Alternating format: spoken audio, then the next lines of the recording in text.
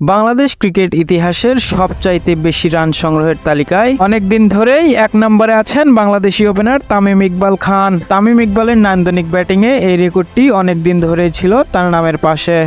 তবে ক্রিকেট থেকে বেশ কয়েক বছর হলেই দূরে থাকার কারণে সর্বোচ্চ রান সংগ্রহের রেকর্ডটি হারাতে বসেছেন তামিম ইকবাল। তামিম ইকবাল এখন পর্যন্ত 15,192 রান করে বাংলাদেশ ক্রিকেট ইতিহাসের সবচাইতে বেশি রান সংগ্রহক হিসাবে এক নম্বরে ছিলেন।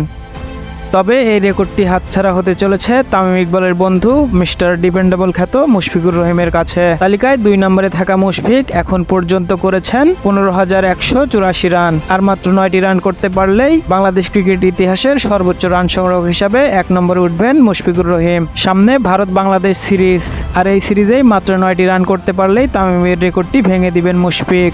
আশা করি ভারতের সাথে ভালো খেলবেন মুশফিক এবং তামিমের রেকর্ডটি ভেঙে নিজের নামে করে নিতে পারবেন।